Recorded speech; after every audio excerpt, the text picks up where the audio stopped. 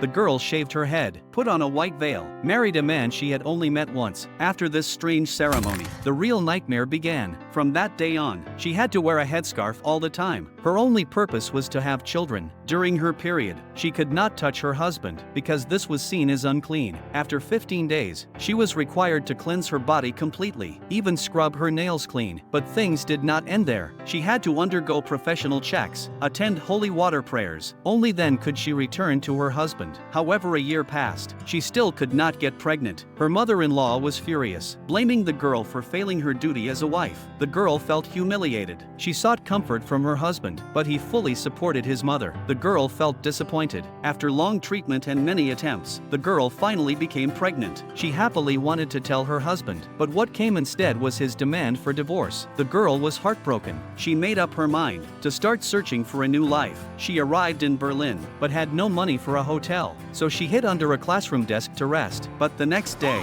she was discovered. Fortunately, she met a music teacher. With his help, the girl finally had a chance to study music and met a group of lively students. At that moment, she felt warmth for the first time. Watching everyone so free and unrestrained, she slowly walked into the river, took off her wig. At that moment, she felt release. Meanwhile, her husband and cousin also arrived in Berlin. They found the girl, forcing her to end herself because her actions brought shame to the family. The girl did not compromise, but on the other hand, the high tuition fees were too much for her. She longed for a scholarship, but was made things difficult by another girl. She had no choice but to prove herself with music. The sorrowful sound of the instrument brought her classmates into deep thought, but that girl did not stop. Nice, enough to entertain the boys and a few bar mitzvahs maybe. Facing her aggressive behavior, the girl held back tears and walked out. The long suffering could no longer be suppressed. She went to a phone booth, wanting to tell her grandmother about her grievance, but her grandmother hung up without hesitation.